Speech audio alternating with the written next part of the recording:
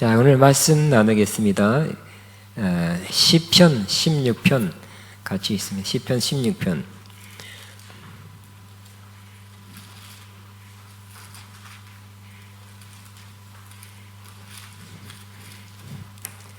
같이 하면 시작. 하나님이여 나를 지켜주소서. 내가 주께 피하나이다. 내가 주께 아뢰되 주는 나의 하나님이시오니 주밖에 나의 복이 없다 했나이다. 땅에 있는 성도들은 존귀한 자들이니 나의 모든 즐거움이 그들에게 있도다. 다른 신에게 예물을 드린 자는 괴로움이 더할 것이라. 나는 그들이 드리는 피의 전제를 드리지 아니하며 내 입술로 그 이름도 부르지 아니하리로다. 여호와는 나의 산업과 나의 자녀 소득이시니 나의 분깃을 지키시나이다. 내게 줄로 재어진 구역은 실로 아름다운 곳에 있으며 나의 기업이 실로 아름답다. 나를 훈계하신 여호와를 송축할지라. 밤마다 내 양심이 나를 교훈하도다. 내가 여호와를 항상 내 앞에 모시며 그가 내 오른쪽에 계심으로 내가 흔들리지 아니하리로다. 이러므로 나의 마음이 기쁘고 나의 영도 즐거워하며 내 육체도 안전히 살리니 이는 주께서 내 영혼을 수월에 버리지 아니하시며 주의 거룩한 자를 멸망시키지 아니할 것임이니이다.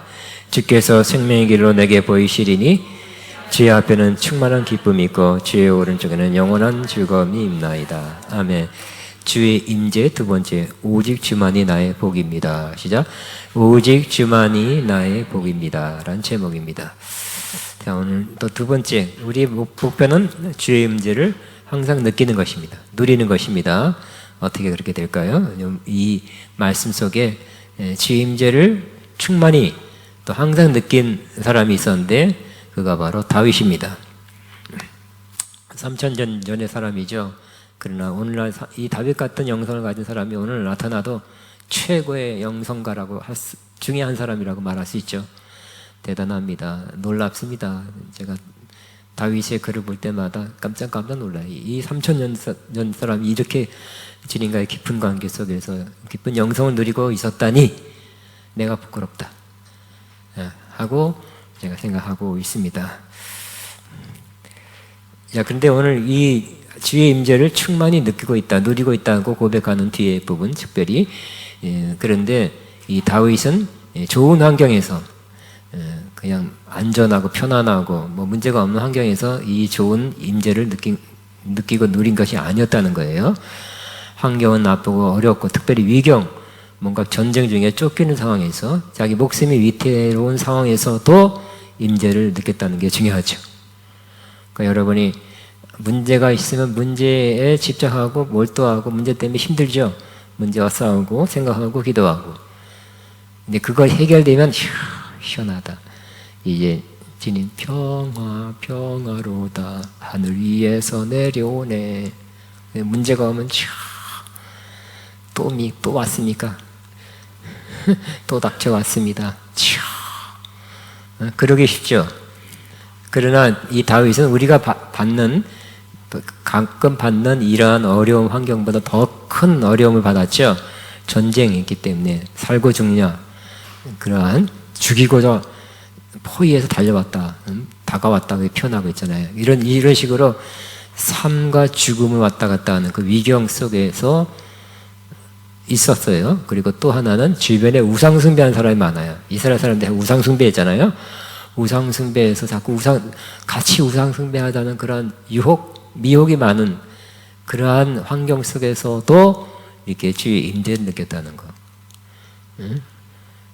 우리보다 더 안 좋은, 훨씬 안 좋은 환경 여건 속에서도 임재를 누릴 수 있었다면 우리도 지금 이 상황, 이 여건 속에서 임재를 누릴 수 있겠죠? 근데 이보다 2배, 3배쯤 더 어려움이 오면 어떻게 될까요? 그때는 할 수 없죠? 가 아니라 그때도 누릴 수 있다는 거예요. 가장 큰 위경 속에서도 주님의 임재를 누릴 수 있다고 우리는 희망을 가지게 되는 것입니다. 원수가 와서 토의해서 와서 지금 죽이겠다고 이런 상황에서도 임재를 누렸는데 뭐 말 다 했죠. 그러므로 우리가 당하는, 그래서 저도 옛날에 그랬죠. 7년 전인가. 어려울 때 이렇게 어려운, 나는 왜 이렇게 그렇게 안 생겼는데 큰 어려움을 받습니까? 그런데 이 다윗의 시편을 보니까 나는 아무것도 아니네요. 수십 배 더 어려움을 다윗이 받아 썼네요. 여러 번. 그래서 그런 소리 안 하게 됐어요. 내가 너무 어렸습니다. 왜 나만 이렇게 큰 어려움을 가끔 받습니까? 근데 그런 소리 안 하게 됐어요. 다윗은 저보다 수십 배 더 큰 어려움 받았기 때문에. 그러면서도 주님과의 친밀한 교제, 또 임재 누리며 산 사람이 되었는데, 저도 그래야 되겠다 하는 마음을 갖게 된 것입니다. 여러분도 그렇게 되기를 바랍니다. 자, 그러면 어떻게 해서 어떤 모습이 다윗을 그렇게 하나님의 임재를 위경 속에서도 누리는 사람으로 만들어줄까요? 그냥 하나님, 여러분 이렇게 생각하지 꼭 말았으면 좋겠어요. 대단한 세계적인 능력의 종 아니면 강한 기름 부음의 종이 와서 안수했더니 그때부터 그 기름 부음이 나한테 임파테이션 돼서 그때보다 그렇게 큰 기름 부음 속에 임재 속에 살았다. 이런 생각은 조금 안 해줬으면 좋겠어요. 도움이 되는 거, 불 붙여주는 건 사실이지만 많은 사람들이 근데 일주일 지나니까 한 달, 어떤 사람 그래도 한 달 지나니까 도로 원위치 됐네요. 그런 사람도 있더라고요. 어떤 사람 일주일 지나니까 그 다 빠져나갔네 한 사람도 있더라고요. 도움이 되는 건 사실이에요. 그렇지만 여러분이 문제는 뭐예요? 문제는 나 자신이죠. 그 은혜를 받고 지탱 담아둘 수 있는 그릇이 된다면 그 은혜는 큰 효과를 거두게 되는 것입니다. 그러나 받았으나 줄줄줄 새요. 여기저기서 구멍이 나 있어서 갈라져 있어서 줄줄줄 샌다면 열을 한 달 뒤에는 옛날하고 똑같네 하고 그럴 수도 있습니다. 그렇기 때문에 저는 제 역할은 그게 아니에요. 제 역할은 그러한 구멍이 없게 만드는 거, 혹은 그러한 복을 받을 만한 사람이 되는 거. 그죠? 우리는 복을 원하죠. 뭐죠? 기쁘고 기쁘도다 항상 기쁘도다 나 주께 와사오니 복 주옵소서. 그전에는 요 노래가 너무 좋았는데 요 가사 때문에 내가 별로라고 생각했는데 다시 설교 준비하면서 복 달라는 것도, 특별히 하나님께 복 달라는 것도 나쁜 거 아니고 좋은 것이다 고 생각했어요. 이제 좀 이따 나옵니다. 우리는 복을 원하죠. 어렸을 때 통통하면 복스럽게 생겼다 그랬어요. 밥 먹어도 깨작깨작 먹지 말고 복스럽게 좀 먹어라 그랬어요. 우리 어렸을 때는 복이란 글자는 숟가락에도 있었고 바알에도 있었고 굉장히 복이 뻑뻑뻑뻑뻑 그랬어요. 가장 어려울 때 복복복복 그랬어요. 중국도 그러죠. 동남아시아 그래요. 그렇지만 복을 원하지만 복을 주옵소서 무턱대고 복을 소원하거나 복을 하나님께 달라고 해서 복이 오는 건 아니라고 생각합니다. 물론 기본적인 복은 주십니다. 우리 민족이 이조 시대 때는 유교, 그 전에는 통일신라 때는 불교를 믿었잖아요. 그때도 부처님께 가서 비나이다 복을 주옵소서. 또 유교 때는 누구한테 복을 빌었어요? 조상님께 비나이다 그랬어요. 복 달라 그랬어요. 하나님 믿었으니까 이제 여호와 하나님께 비나이다 복 주옵소서. 대상만 달라졌어요. 이 복을 달라는 마음은 많이 있는데, 그러나 어떻게 하면 복을 받을 수 있을까요? 또 더 중요한 것은 세게 기도하고 크게 기도하고 굶고 기도하고 그런 게 아니라 결론은 복 받을 만한 사람이 되면 하나님께서 복을 주신다는 거죠. 큰 소리로 기도했기 때문에 작정해서 이를 갈고 기도했기 때문에 주시는 것이 아니라 복 받을 만한 사람이 되면 그냥 크게 구하지도 않았는데 복을 주신다는 거예요. 복 받을 만하면 내가 볼 때 합격이야. 그러면 하나님 복을 주신다니까요. 세게 기도해 주는 게 아니에요. 복이 임할지 않아 선포했기 때문에 주는 것도 아니고, 복 받을 만한 사람이 되면 여러분 복이 하나님 다 하시고 복을 내려 주십니다. 구하지 아니하는 것도 주신다 그랬잖아요. 그죠? 오늘 다윗의 모습은 복 받을 만한 사람의 모습이에요. 우리도 복 받을 만한 사람 되는 게 중요하죠. 첫째, 오늘 1절에 보면 다윗은 하나님께 피하는 모습을 볼 수 있습니다. 1절 같이 시작. 하나님이여 나를 지켜주어서 내가 주께 피하나이다. 위경, 어려움이라 그랬죠. 전쟁 중에 위태한 순간에 그죠? 위태한 순간이 오면, 어려운 순간이 오면 될까요? 안절부절하겠죠. 막 안절부절해서 여기저기 도움을 구하고, 여러 가지 하소연하고, 힘들다고 표현하고, 어렵다고 막 표현하고, 마구 그렇습니다. 그죠? 또 너무 어려우니까 힘드니까 조금 어느 정도는 그래야 되겠죠? 힘들다고, 어렵다고, 아프다고, 또 괴롭다고, 큰일 났다고. 그렇지만 약간은 우리 인간이라 그래야 되지만 우리가 정말 찾아가야 돼, 정말 도움을 구해야 될 그분은 바로 하나님이라는 거예요. 다윗은 그래서 하나님이여 그랬어요. 나를 지켜주옵소서. 이 어려운 상황에서 내가 주께 피하나이다 그랬어요. 그래서 다윗은 주변의 군사들을 잘 지켜, 응? 정신 차려, 졸지 마, 좋은 무기 구입해서 구비해서 잘 지켜. 그리고 막 순찰을 돌게 하고 뭐 철동 같은 방위를 하게 하고 그런 것도 했겠지만 더 중요한 것은 뭐라고요? 하나님이여 나를 지켜주옵소서. 내가 주께 피하나이다. 주께 피하나이다 그랬어요. 뭐 주께 어디로 피해요? 전쟁 중에 어디로 피할까요? 사실 위치적으로는 피할 데가 없죠. 영으로 마음으로 주께 피한다는 거예요. 아멘입니까? 그러므로 여러분 피할 데가 어디 있어요? 여러분 집에서 집에 방콕하겠습니다. 그런 뜻, 위치적인 뜻이 아니라 영적으로 우리가 지킬 건 지키지만 그래도 내 마음으로는 주님께 피해서 주님의 품 안에, 주님의 지켜주신 그 손 안에 있겠습니다 라고 표현하는 것입니다. 어려움이 있으니까, 여러분도 힘든 것이 있습니까? 그러면 여러분도 이렇게 기도하시기 바랍니다. 같이 시작. 하나님이여 나를 지켜주옵소서. 내가 주께 피하나이다. 집에 그냥 사세요. 그 회사 그냥 다니시고 위치는 그대로 있지만 마음으로 영으로는 주께 피하시기 바랍니다. 그러니까 이런 사람 하나님께 주께 피하는구나. 그러니까 이런 사람 저 사람 이 방법 저 방법 안 써봐니 안 되니, 그러니 하나님께 도움을 구하는 사람보다는, 그죠? 중심으로 진심으로 하나님이여 하면서 나를 지켜주옵소서. 하나님이 날 지켜주셔야 됩니다. 내가 그래서 주께 피합니다 라고 진심으로 기도하는 그 사람, 주님 그 진심을 아시겠죠? 그걸 받으시고 지켜주실 것입니다.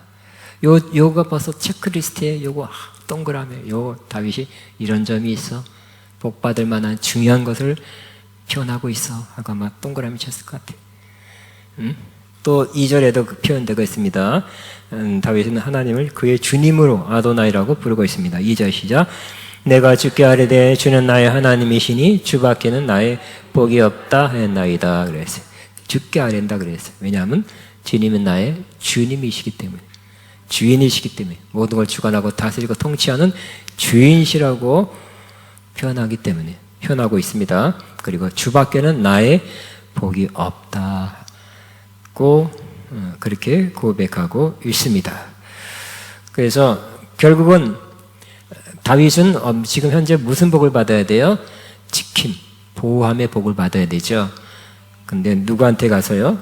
주님이 나의 주인이기 때문에 주님 앞에 가서 그것을 아뢰면서 주님의 보호하시는 복을 받기 원합니다. 주님이 나의 주인이기 때문에 그렇게 그러한 복을 주실 줄로 믿습니다 하고 고백하는 것이죠. 그 강아지라도 그 지주인보다 옆집 주인을 좋아하면 어떻게 될까요? 옆집에서 뭐 하나 자꾸 던져준다고 옆집 주인 더 좋아하고 꼬리는 더 치고 그러면 안 되겠죠. 안 되겠죠. 자기를 좋아해야지. 그러므로 우리도 하나님을 더 의지하고 더 기뻐하고 하나님을 진심으로 의지하고 도움을 구하는 그런 사람이 되어야 됩니다. 하나님을 가장 믿는 구석이라고, 믿을 분이라고 그렇게 고백해야 될 것입니다. 사람의 도움도 이렇게 아뢰고 기도하고 또 뭐 없냐? 그러니까 물어볼 수도 있죠. 사람의 도움도 받아야 되지만 1번 하나님이에요. God first. 아멘. 따라하면 God first. 아멘. 우리 믿음의 고백을 2절 같이 다시 한번 시작.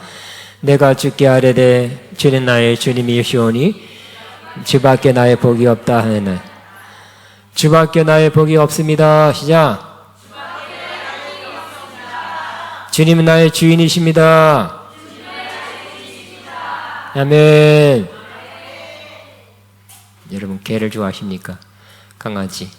강아지에 좋은 점이 있죠. 그 중에 하나가 바로 강아지는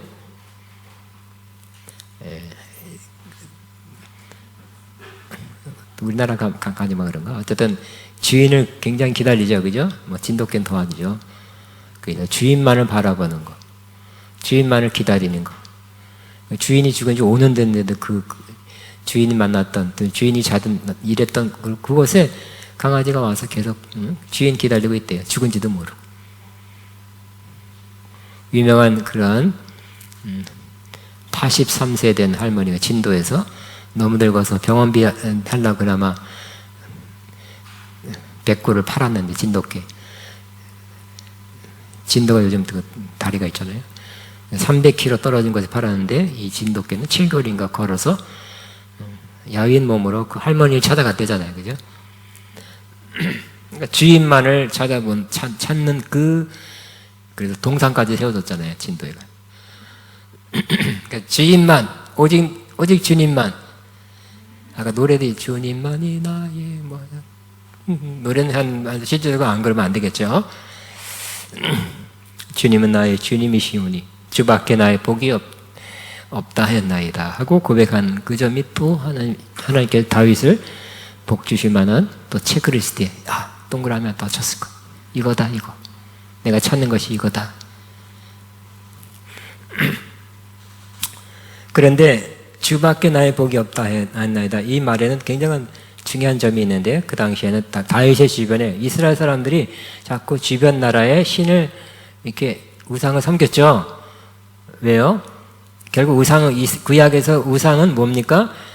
복을 달라는 거잖아요. 바알 신하면 다산의 신이에요. 많이 애를 낳게 하고 풍요의 신은 뭐죠? 풍년들게 해서 부유하게 하는 신이에요. 그러니까 바알 신이 많이 이방 나라에 많이 퍼져 있어요. 신전도 엄청 큽니다. 경복궁 같아요. 뼈다 기둥만 남은 것을. 또 아세라 신, 무슨 신 다 결국 어떠한 복을 그러니까 구약의 다른 신들은 바로 한 가지 역할, 두 가지 역할을 하죠. 그 복을 받기 위해서 그 신을 찾아요. 많은 사람이 그렇게 하는 걸 보고 있어요. 여호와를 알면서 믿었으면서도 또 그렇게 하는 사람들 많이 봐요. 또 어떨 때는 당신도 그 문제가 생겼으니까 그 신한테 가서 복을 빌라고 하는 그런 말도 많이 들었을 것 같아요. 그런데 다윗은 단호하죠. 주님은 나의 주님이시니 주밖에는 나의 복이 없나이다. 그죠? 이 문제 저 문제 그리스 로마 신화도 그러잖아요. 무슨 신 사랑의 신 바꿔서 무슨 신 뭐 어쩌고 그러잖아요. 역할이 있어요. 줄 수 있는 그러한 어떤 역할이 있는데 하나님은 우리의 필요한 모든 걸 다 줄 수 있는 분이죠. 그러니까 하나님은 우리의 모든 걸 삼으면 하나님은 그 필요한 거를 혼자서도 다 줄 수 있는 분이라는 거예요. 그러니까 그렇게 유혹을 받았어도 다른 사람 결국 이스라엘 역사가 다 우상으로 갔잖아요. 사람들이 왕들도. 그래서 멸망 나온 건데 다윗은 그렇지 않았죠. 주밖에 나의 복이 없습니다. 주만 섬기겠습니다. 주만 의지하겠습니다. 주님께만 기도하겠습니다. 이것이 벌써 동그라미예요. 근데 신약에서는 탐심이 곧 우상숭배라 그랬어요. 그래서 구약에는 진짜 상 뒤에 있는 어떤 신이었지만 탐심, 우리 마음에 있는 탐닉하는 것, 어떤 나한테 즐거움을 주는 것. 이 예배 끝나면 어디 가서 그냥 뭐 하지 하는 그런 게 있다면 하나님보다 더 큰 즐거움, 쾌락을 주는 게 있다면 그게 우상이죠. 어려울 때 힘들 때 사람들이 뭐 해요? 힘드니까 잊기 위해서 술 마신다든지 도박한다든지 다른 걸 통해서 요즘 마약 굉장하다고 그러잖아요. 통해서 잊어버리려 하는 거죠. 마약의 헤로인 하지만 그 가사가 그러더라고요. 당신 천국을 느껴보지 않겠느냐, 뭐 그런 거 있더라고요. 그런 게 있나 봐요. 좀 이렇게 환각될 때 막 너무 좋아.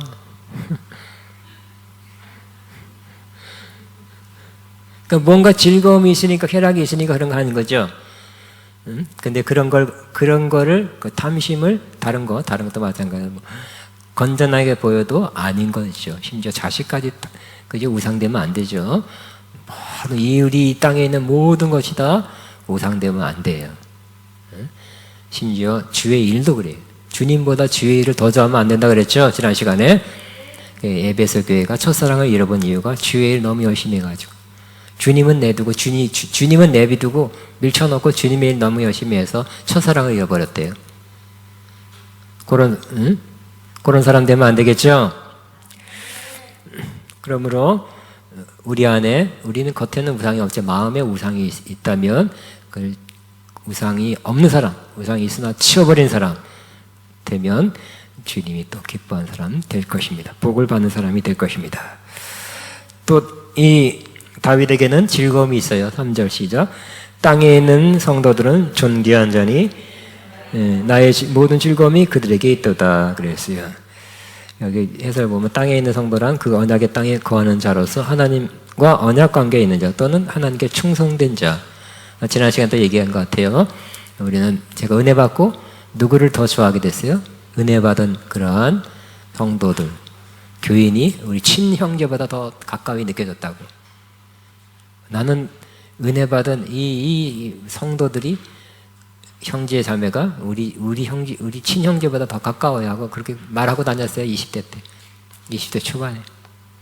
다윗도 그랬던 것 같아요. 땅에 있는 성도들은 존귀한 자니 나의 모든 즐거움이 그들에게 있도다. 여러분, 성도들을 만나는 것, 주 안에 있는 자들을 만나는 것이 즐거움입니까? 옆에서 난 당신을 만나서 오늘 참 즐겁습니다. 시작. 옆에 있는 사람 진심으로.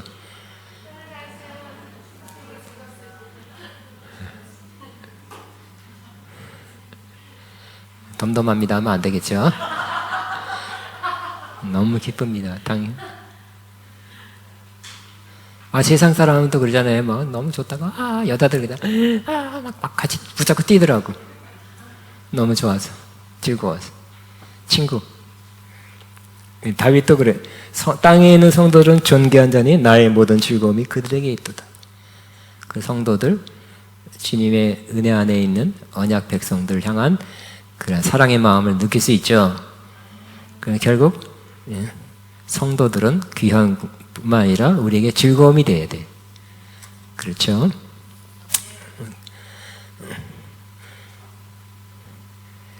그러니까 여러 가지 우리에게 즐거움을 주는 것 중에 있는데 그 중에 하나가 바로 성도들, 믿는 자들.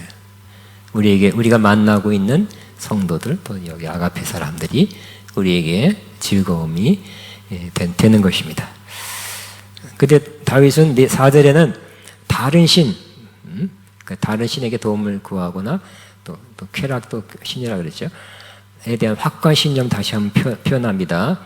다윗의 마음에는 이러한 확고한 신념이 있어요. 4절 시작. 다른 신에게 예물을 드리는 자는 괴로움이 더할 것이라. 나는 그들이 드리는 피의 전제를 드리지 아니하리로다. 드려봐 같이 우상숭배하러 가자 그런 말 들었지만 다윗의 마음에는 뭐가 확실했어요. 다른 신에게 예물을 드린 자는 괴로움이 더할 것이다. 그죠? 다른 신, 특별히 믿는 자는 더 그래요. 잠시 유혹받아서 어디 끌려갔지만 가서 그 제사에 참여했는데 갔다 오니까 더 괴로워, 더 힘들어, 혼란스러워. 그렇죠? 그리고 그 다른 신만 섬기는 자도 다른 신 섬기는 것 때문에 매우 즐겁습니까? 그러지 않은 것 같아요. 그죠? 다른 신 섬기는 사람이 막 기쁨이 충만해서 할렐루야 막 이러고 다니지는 않는 것 같아요. 그냥 섬겨야 된다니까 섬겨야 되는 것 같아요. 또 다윗이 고백합니다. 결론은 뭐야? 다른 신에게 예물을 드린 자는 뭐가 더한다고요? 복이 더하는 게 아니라 괴로움이 더할 것이라. 나는 그들이 드리는 피의 전제를 드리지 아니하리로다. 구약 시대에 이스라엘 주변 나라 또 그 당시의 사람들이 예? 이방 사람들이 여러 가지 제물을 드렸는데 그 중에 하나가 뭐예요? 사람을 잡아서 드렸던 그 제물, 그 피의 전제를 드렸죠. 그걸 보고 아마 사람이 최고니까 최고의 제물을 드린다고 그 신한 때 그렇게 했을 거예요. 저 어디요? 인디안, 남미도 있었잖아요. 그런 게 그 당시엔 다 퍼져 있었어요. 그러나 나는 그들이 드린 피의 전제를 사람 잡아 피를 지금도 있다고 그래요. 저 미국도 막 이상한 종교 비밀 종교들이 멀리 밤 몇 시에 모여가지고 밤 2시 예를 들어서 밤 3시에 모여서 유괴해온 어린이 하나를 잡는다고. 미국에 뭐 1년에 몇백만 원인가 몇천만 원 같은 몇백만 원 같은 어린이 유괴 사건이 엄청 많대잖아요.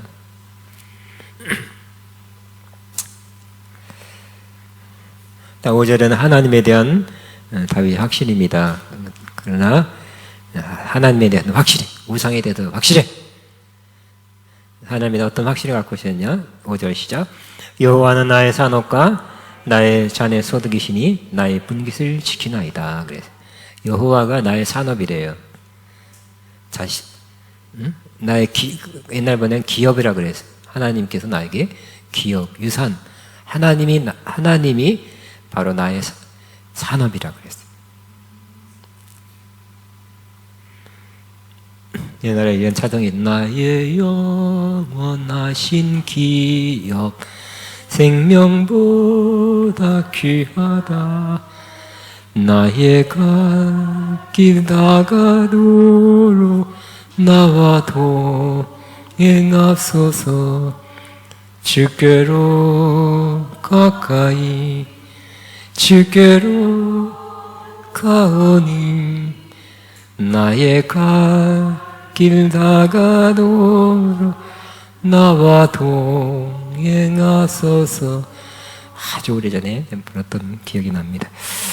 근데 다윗은 뭐라고요? 여호와가 나의 산업이, 나의 기업이래요. 하나님께 기업을 이렇게 띄워준다는 뜻도 아니에요. 하나님이 기업을 주십니다 라는 차원보다 더 큰 차원은 뭐였까요? 하나님이 나의 기업입니다. 그저 이 땅은 공장을 준다, 땅을 준다, 건물을 준다, 그건 소유권이 옮겨갔을 때 내가 위기를 만나서, 경제 위기를 만나서 누구한테 넘겨줄 수도 있죠. 내 거 아닌 게, 돈도 막 5억 원을 주겠다 했는데 금방 5억 원이 어디 갔나 몇 년 뒤에 없을 수도 있어요. 하나님이 주시는 어떤 것이라기보다는 하나님 자신이 산업이요, 기업이 된다는 것. 하나님 안 변하죠? 하나님이 쪼그라들 리가 없죠? 하나님 없어질 일도 없죠?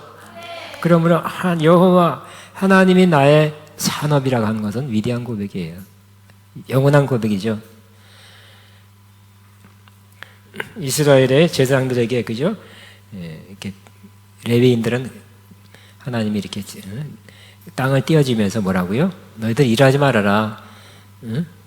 땅을 분배하면서 그 성전 주변에서 땅을 경작하며 살면서 하는 말이 여호와가 너의 기업이다 그랬죠. 하나님이 책임져 준다는 거예요. 네가 농사짓고 목축해서 네 힘으로 먹고 사는 게 아니라 하나님이 책임져 주신다. 우리도 고백한 여호와는 나의 산업입니다. 여호와는 나의 기업입니다. 먹고 사는 거 여러분이 너무 크게 걱정할 필요 없어요. 그죠?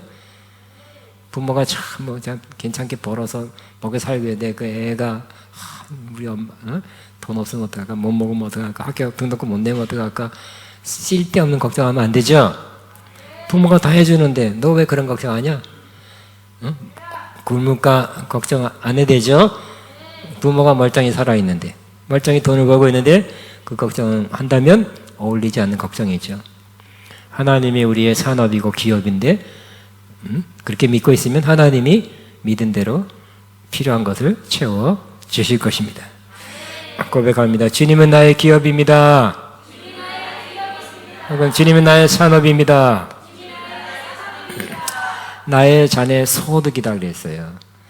잔, 사람마다 하나님이 주시는 이 분깃, 분복, 근데 그걸 채워주신대. 나의 잔에 소득이시니 또 나의 분깃을 지키시나이다. 하나님이 주신 것을 빼앗기지 않도록 하나님이 또 주셔놓고 지켜도 주신대. 네 거다 잘 지켜가 아니라 내가 지켜줄게 한다는 것입니다. 그러므로 정말 하나님을 이렇게 믿는다면 우리는 걱정이 없어지겠죠? 하나님이 나의 산업이고 기업이고 나의 산의 소득이고 나의 분깃도 지켜주신다는데 우리 고백하면 주님은 나의 산업이요 나의 잔의 소득이시니 나의 분깃을 지키십니다. 시작. 주님은 나의 산업 나의 잔의 소득이시니 나의 분깃을 지키시나이다. 하나님이 정말 믿고 신뢰한 자는 이런 일을 경험하게 될 것입니다. 결국 내가가 아니죠. 다른 신도 아니죠. 다른 사람도 아니죠. 누가 이렇게 주기도 하고 지켜도 줘요? 하나님. 그리고 하나님은 나의 모든 것입니다 라고 고백하는 거예요. 여호와 하나님은 나의 모든 것입니다. 다윗이 이렇게 고백했어요. 결국 그죠? 우리도 주님은 나의 모든 것입니다. 이렇게 고백한 사람 복된 사람이죠. 거기에 내가만 이런 건 내가 해야 됩니다만 섞여 있어도 우리는 피곤해요. 내가 못할 수도 있으니까 하려고 노력해야 되고 신경 써야 되니까. 또 다른 신한 딴 데 가서 도움을 구하는 것도 결국은 괴로움이 더한다 그랬어요. 해보니 그럴 거예요. 그러므로 하나님은 나의 모든 것입니다. 다윗이 이런 고백했는데 우리도 그렇게 고백한다면 후에 하나님의 복을 주시는데 최고의 임재의 복을 주신다는 거예요. 우리도 고백 주님은 나의 모든 것입니다. 시작. 주님은 나의 모든 것입니다.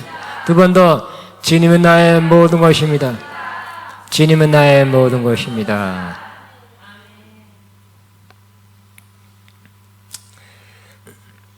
자, 6절에도 고백합니다. 내게 재어준 구역은 아름다운 곳에 있으며 나의 기업이 실로 아름답도다 그랬어요. 아름다운 구역 하면 일단 우리는 구역, 어떠한 지경, 어떠한 바운더리, 울타리라고 생각합니다. 근데 지금 영적인 것을 말하고 있기 때문에 저 문맥을 살펴보면 다윗의 행복한 삶의 영역이 아름다운 곳이라 할 수 있어요. 예루살렘에서 서쪽 어디 가니까 아우 아름다운 경치 좋은 곳이 있다. 내가 사는 예루살렘 근처가 너무 아름답다고 말하는 것이 아니라 바로 자기가 지금 삶의 그 구역, 삶의 영역, 자기가 거주하고 있는 관계하고 있는 삶의 영역이 하나님이 주신 것인데 너무 아름답다고 표현하고 있고요. 그것은 하나님이 주신 것인데 실로 아름답다고 말하고 있어요. 행복한 사람이죠. 그럼 하나님을 모든 것으로 삼는 사람은 이렇게 자기와 관계된, 자기가 소속된, 자기가 속하고 있는 것이 아름답게 보이고 정말 하나님이 주신 거라고 믿고 있고 정말 아름답다고 고백할 수 있게 될 것입니다. 그저 다윗은 아마 여러 가지 자기의 동료들과의 그런 교제 너무 아름답다 할 것이고 자기 백성 글쎄 자기 가정인지 모르겠어요.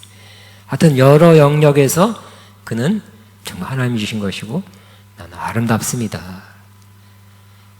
그렇게 느꼈어요. 여러분 행복한 사람이죠? 내가 관계된 여러 군데 관계되어 있을 거예요. 그죠? 교회나 학교나 여러 가지 모임과 여러 가지인데 그 하나님이 주신 것이고 진짜 아름답습니다. 그렇게 느끼고 산다면 복된 삶이죠. 지긋지긋하다. 빨리 피했으면 좋겠다. 도망갔으면 좋겠다. 맨날 그러고 산다면 안 행복한 사람이 될 것입니다. 근데 먼저는 뭐예요?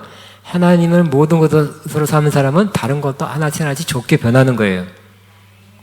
근데 하나님이 모든 것이 안 되고 이건 내가, 저건 다른 신에게, 저거는 다른 사람에게 도움받고 이렇게 하나님이 모든 것 되지 않는 어떤 영역이 있을수록 이상한 게 자기가 재어진 구역에서 문제가 생겨요.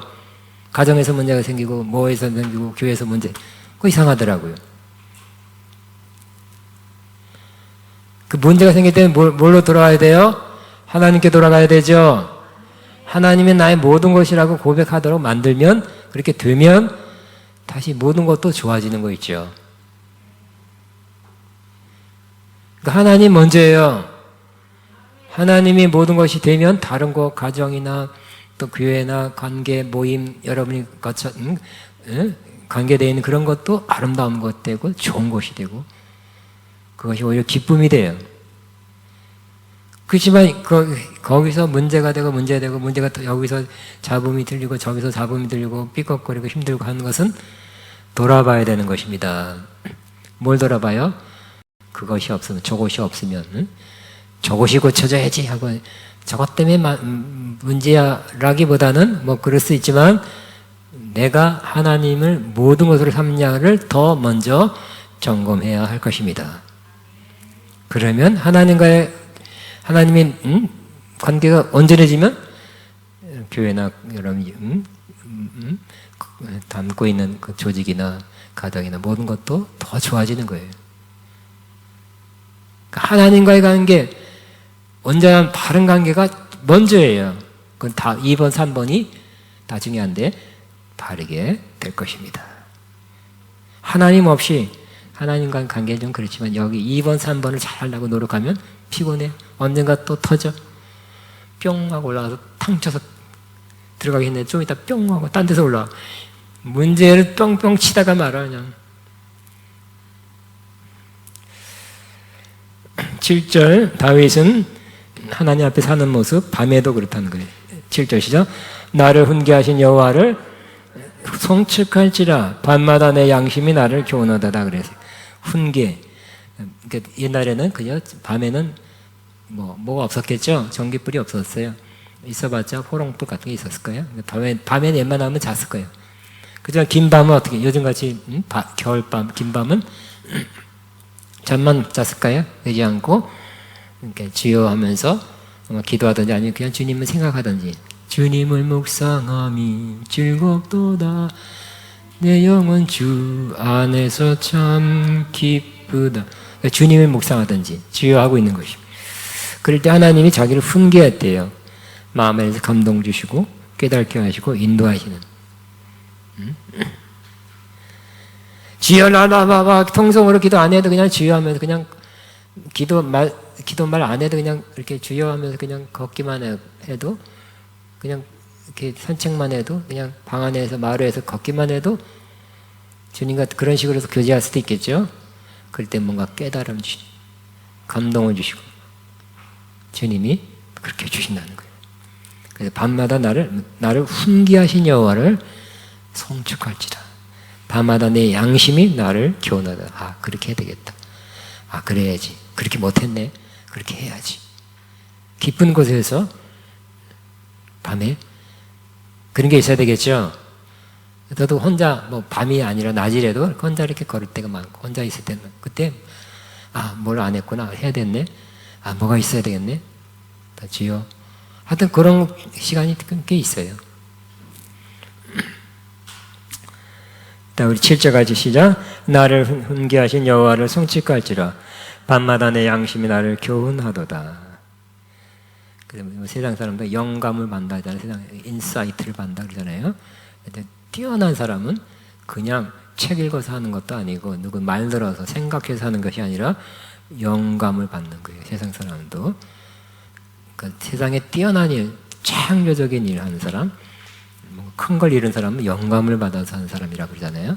우리는 기도하면서 지휘하는 마음으로 이렇게 묵상할 때 주님이 주시는 훈계 혹은 양심을 통해서 하시는 그 교훈을 받는다면 우리도 주님 안에서 더 복된 사람이 될 것입니다. 자, 오늘 이 다윗이 8절부터 11절까지는 정말 얼마나 주의 임재를 누렸나. 하나님과의 바른 관계, 하나님이 모든 것이라고 고백한 다윗에게는 하나님께서 여러 가지 복을 주셨는데 그 중에 하나가 주의 임재를 느끼는 거죠. 네, 바로 8절 같이 있습니다. 시작. 내가 항상 내 앞에 뭐 빠진 것 같다. 내가 항상 여호와를 항상 내 앞에 모시며 그가 나의 오른쪽에 계심으로 내가 흔들리지 아니하리다. 항상 여호와를 앞에 모신다 그랬어요. 여러분 항상 모십니까? 여러분 앞에 보면 다른 거 생각나거나 항상 다른 걸 생각하고 있거나 그러면 하나님은 항상 모신다고 할 수 없겠죠? 그래서 다윗이 얼마나 임재를 정말 가까이 느꼈냐? 항상 여호와를 앞에 모신다 그랬어요. 저도 그렇게 되길 바라고 온전히 여러분도 그렇게 되길 바랍니다.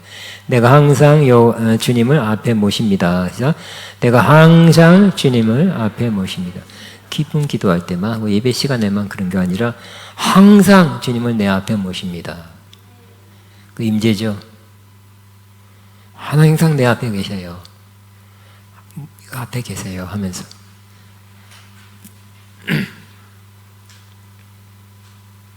하나님께서 가까이서 날 지켜본다는 거.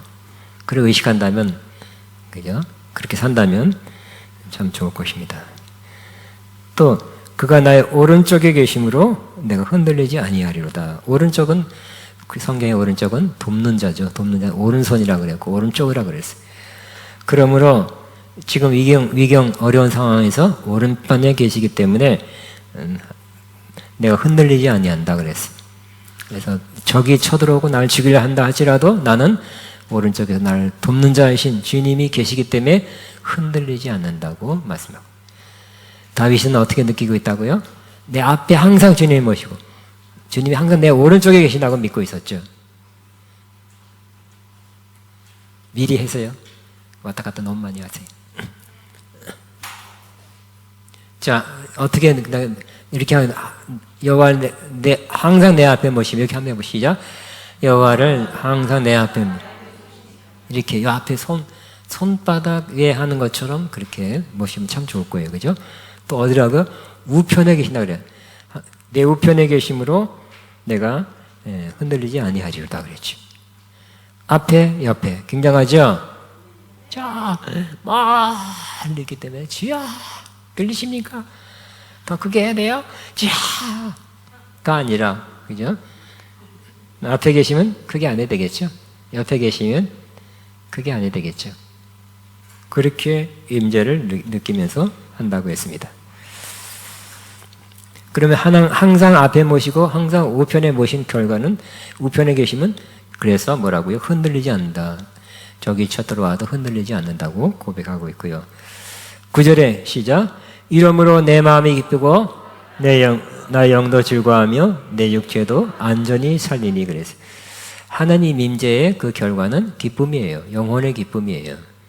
내 마음이 기쁘고 내 영도 즐거워하며 내 육체도 안전히 살리는 뭐예요? 지금 전쟁 중이죠? 적이 나를 공격하거나 화를 쏘거나 어떻게 하려고 하지만 그래도 안전하게 된대요. 그러니까 우리도 그래야 되겠죠? 임재의 기쁨과 즐거움 속에 살고 그리고 운전하든지 어떤 일을 하든지 위험한 때 하나님이 우리를 지켜준다면, 그래서 육체가 안전하게 된다면 더욱 좋은 것이죠. 하나님 임재는 우리에게 기쁨 줍니다. 즐거움 줍니다. 또 뭐 한다고요? 안전하게 한다. 9절 시작. 이러므로 내 마음이 기쁘고 나의 영도 즐거워하며 내 육체도 안전히 살리니.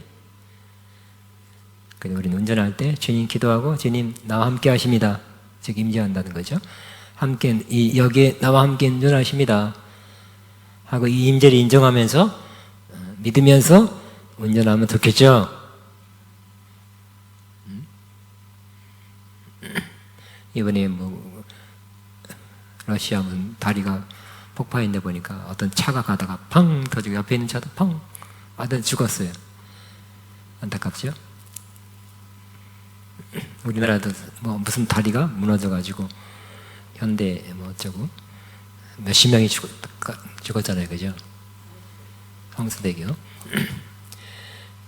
어쨌든 임재는 나를 안전하게 한다고 말씀하고 있어요. 따르면 주의 임재는 나를 안전하게 하십니다. 자, 주의 임재는 나를 안전하게 하십니다.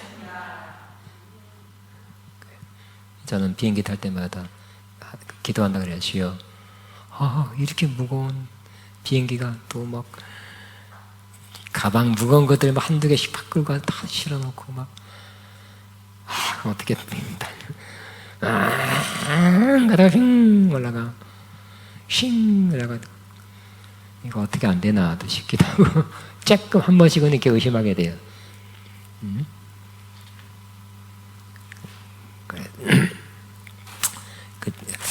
그래서 약간 정리할 건 정리하고 와요. 혹시 내가 천국 바로 가 직행해도 아무 문제 없었으면 좋겠어요. 그런 마음도 조금 든다니까요. 그런 마음도 들지만 그건 의심하는 마음이죠. 주님 함께 앞서서 막 폭풍우 또 이상 길을 만나서 비행기가 이렇게 흔들리거나 푹 가라앉을 때가 있어요. 주여 함께 하십니다. 주님이 지켜주십니다. 하는 기도를 하게 되죠. 그러니까 주의 함께 하심, 주의 임재는 나를 안전하게 한다고 저와 여러분 계속 믿게 되길 바랍니다. 따라하면 주의 임재는 나를 안전하게 하십니다. 자, 주의 임재는 나를 안전하게 하십니다. 또 10절에 시작. 이는 주께서 내 영혼을 수월해 버리지 아니하 주의 거룩한 자를 멸망시키지 않을 것입니다. 이 사람 수월이라는 건 죽는 자가 가는 곳이죠. 지금 전장 중에 죽어서 죽는 자가 가는 그곳에 뭐 무덤에 그 수월이 그거예요. 그 죽게 하지 않는 뜻이에요. 이는 주께 내 영혼을 수월해 버리지 아니하시고 주의 거룩한 자를 멸망시키지 않을 것임이니이다. 왜요? 지 임재가 충만하면 그런 확신이 갖게 되는 거예요. 이러다가 그냥 무슨 죽음? 강아지 죽음 안 당하고 그냥 도매금으로 그냥 죽은 자가 가는 그것에 휙 던져지지 아니하고 멸망당하는 일이 없게 될 거라고 믿는 믿음이 생기죠. 임재가 있으면 그렇게 된다는 거예요. 임재가 있으면 죽어도 바로 천국 간다는, 눈 뜨니까 더 좋은 곳에 눈 떴네. 그런 마음이 있을 거예요. 그죠? 임재가 없으면 어떻게 될까요? 사람들은 내가 죽어서 이게 개죽음 당해가지고 그냥 저 무덤 속에 그냥 몇백 년 동안 누워 있는 거 아니야? 이런 생각 하실 수 있겠죠. 근데 임재가 있으면 뭐라고요? 죽어도 좀 자다가 눈 뜨니 1000배 더 좋은 곳에 눈 떴네. 그런 믿음을 갖게 할 거예요. 그러므로 이런 확신, 임재 안에서는 어떤 확신? 10절 같은 시작. 이는 주께서 내 영혼을 수월해 버리지 아니하시 주의 거룩한 자를 멸망시키지 않을 것임이니이다. 그랬어요.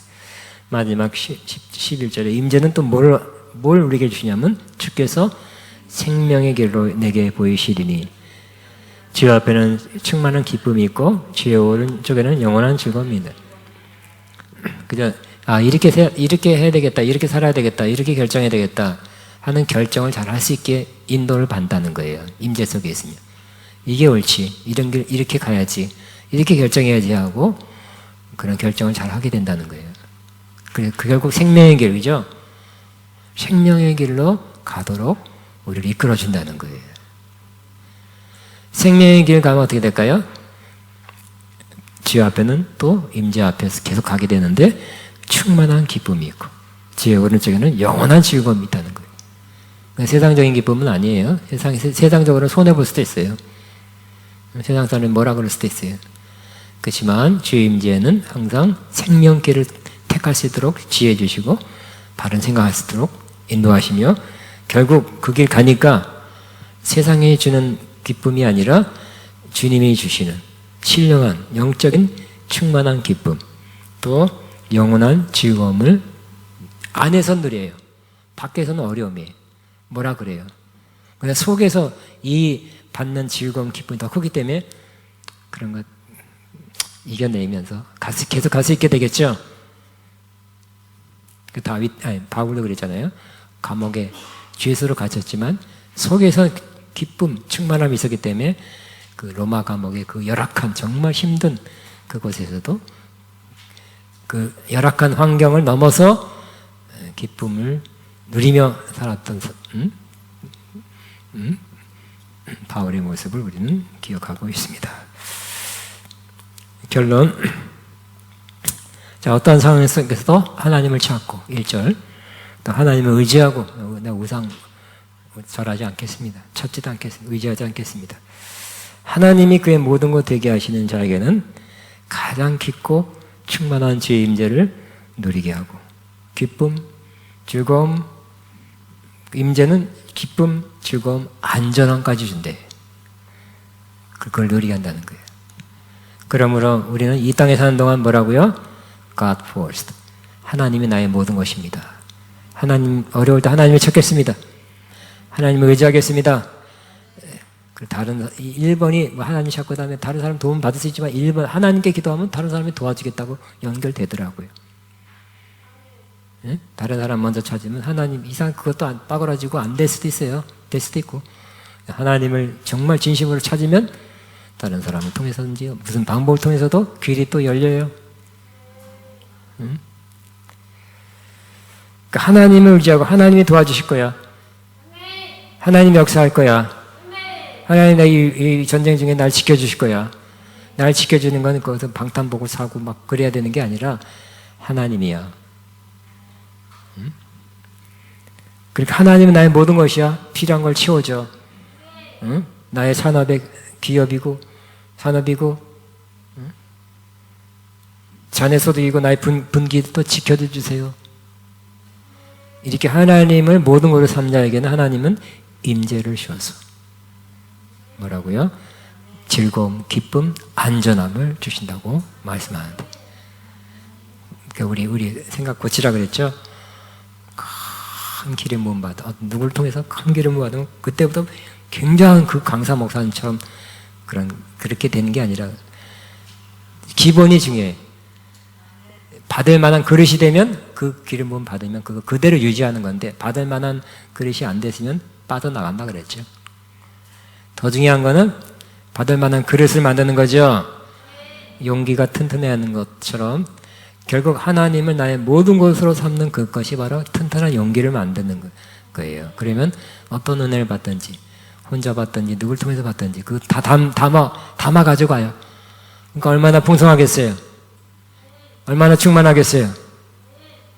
아멘. 그리고 고백하, 하나님은 나의 모든 것입니다. 하나님만 의지하겠습니다. 하나님께 도움을 구하겠습니다. 하나님이 나를 지켜주실 것을 믿습니다. 난 주의 임재를 느끼면서 즐거움과 기쁨 속에 살겠습니다.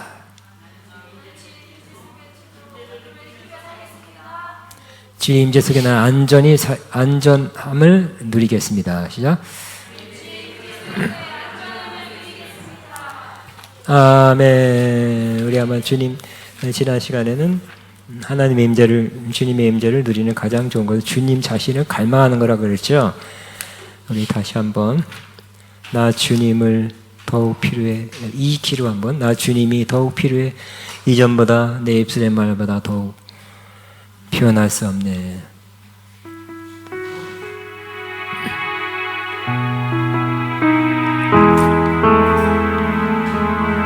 나 주님이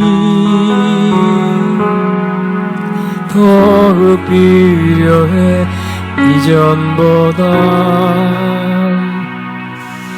내 입술의 말보다 더욱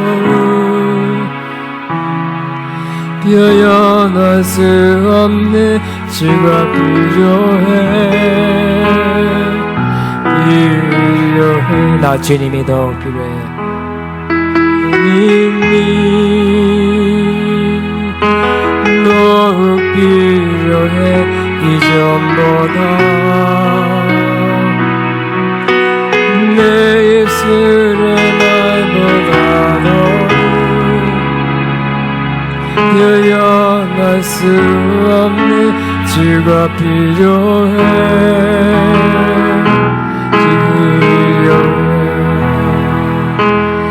나의 호흡보다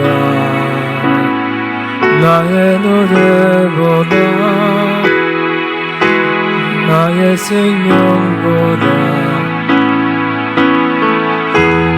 필요 세월이 흘러도 그 그때가 아니 결코 돌아가지 않은 내 삶으로 나 주님이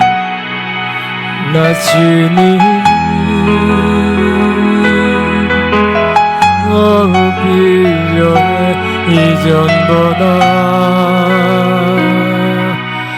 내 입술의 말보다 변형할 순 없는 주가 필요해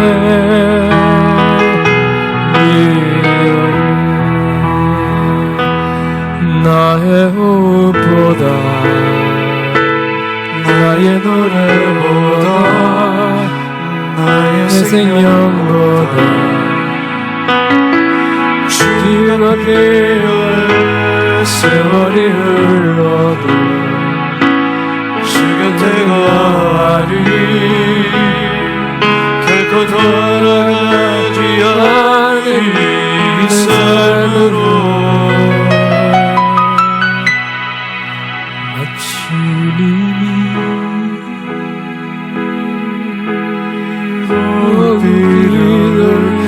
이전보다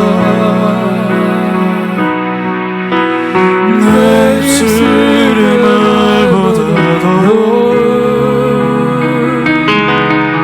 표현할 수 없는 주가 필요해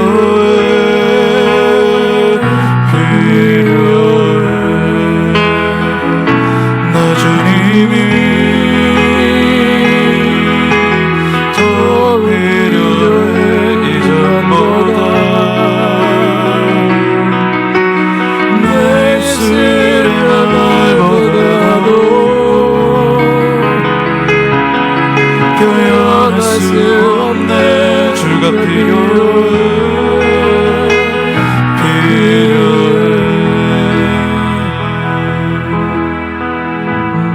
나의 호흡보다 나의 노래보다 나의 생명보다 주가 필요해 세월이 흘러 곁에 거하리 결코 돌아가지 않으리 내 삶으로 나 주님이 더 필요해 이전보다 내 입술의 말보다도 표현할 수 없는 주가 필요해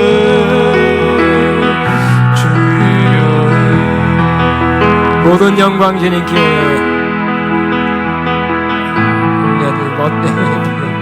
영광 주님께 모든 영광 주님께 모든 영광 주님께 모든 영광 주님께 모든 영광 주님께 모든 영광 주님께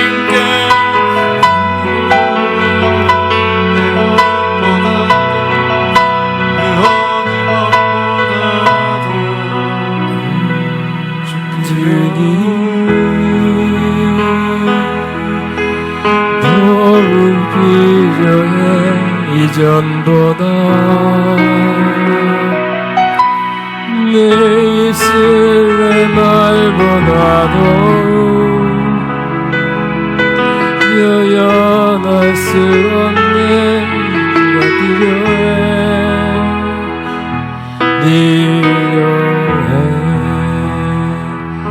아멘 아멘 우리 주님이 모든 것입니다. 주님만 원합니다. 이런 찬양 또 뭐 있을까요?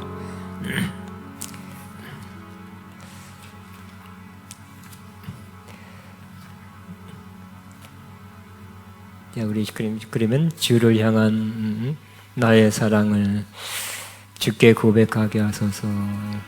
E로 해야 되고 F로 해야 되고.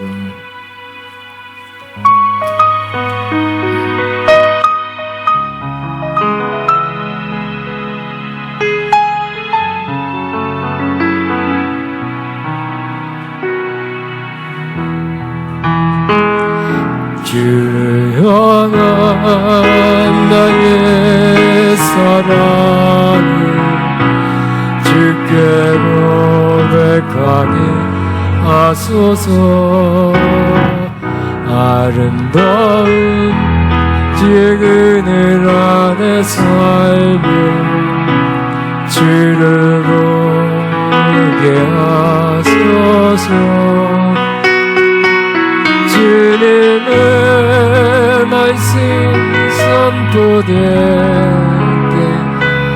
땅과 하늘 진동하리니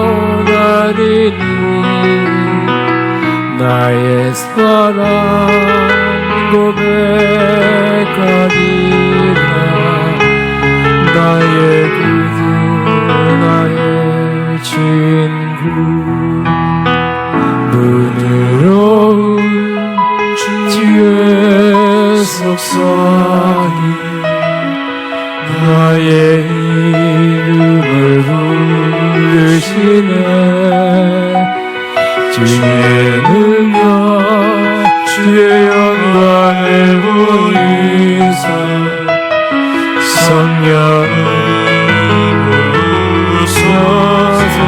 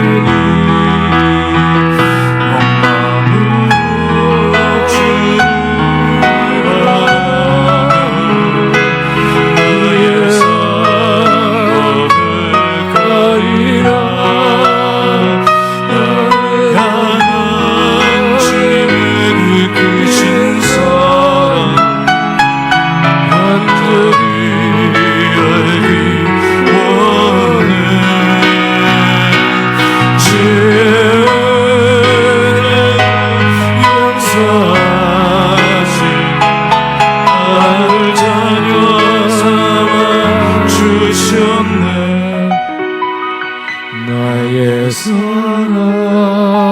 고백하리라. 나의 구주 나의 친구. 3절만 다시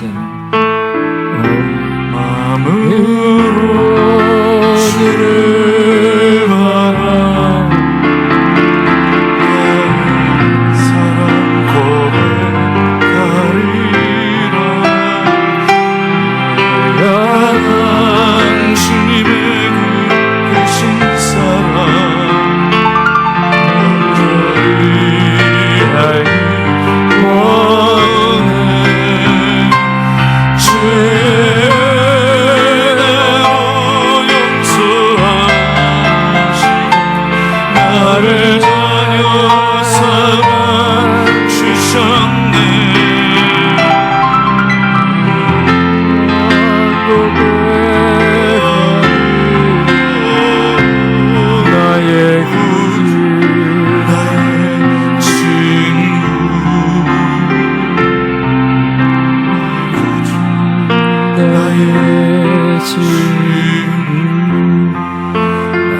아까 여러분이 그 찬양 마지막 곡이 선한 능력으로였죠.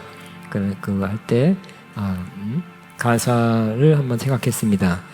이것도 결국 하나님 임재에 관한 노래였다고. 그래서 제가 이렇게 써놨어요. 잊어먹지 않으려고 한번 언급을 하려고 했는데 잊어먹었어요. 이 곡이 본헤퍼라는 독일 목사님이 신학자가 쓴 글이에요. 그는 독일에 태어나서 신학 공부하고 미국 가서 박사학위를 받고 미국 유니언 신학교로 큰 신학교에 교수로 있는데, 이렇게 히틀러 때문에 수백만 수천만이 죽잖아요, 전쟁 때문에. 그래서 히틀러를 만일 이렇게 비유해서 미친 사람이 큰 마차를 몰고 갈 때 누군가 멈추지 않으면 그 많은 사람이 다친다는 거예요. 누군가 멈추게 해야 된다고 믿고서 독일에 와서 히틀러 암살하는 그 그룹에 속했다가 잡혔죠. 잡혀서 해방되기 전에 몇 달 전에 처형당했어요. 몇 달 동안 감옥에 있으면서 그 중요한 좋은 지금까지 읽을 만한 뛰어난 책도 썼고 이런 요곡도 마지막에 제가 한번 찾았어요. 이 가사가 이 결혼도 못했더라고요. 마지막 약혼자에게 보낸 1944년 약혼자에게 보낸 성탄절을 맞이해서 감옥에서 죽음을 앞두고 있는 마지막 쓴 편지 내용에 그 내용에 독일 교회 음악가 지그프리드 피에츠가 곡을 붙여 만든 찬양이 돼요. 근데 가만히 보면 그저 막 슬프다, 안 됐다, 허무하다 이런 게 아니잖아요, 그죠? 주 언제나 우리와 함께 계시고 하루하루 늘 새로워. 감옥에서 이걸 누렸잖아요, 그죠? 감옥에서도 하나님 임재를 느낀 그러한 좋은 가사 내용이죠. 믿음의 가사 내용입니다. 여기 가사가 오늘 설교하는 게 많이 들어있어요.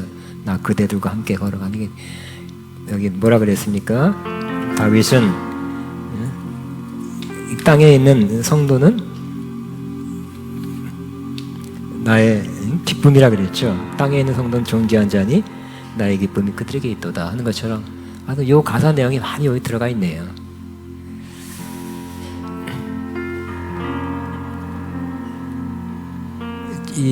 이 본예포도 좋은 환경이라 감옥에서 사형을 앞두고 선고됐다는 거 알죠? 결혼도 못하고 사형을 앞두고 근데 임재 안에서 이렇게 내적으로는 충만한 가운데 곡을 썼다는 걸 한번 기억하면 더 은혜가 되죠. 자, 그런 의미에서 한번 하겠습니다. 선하님의 고요히 감사했대요.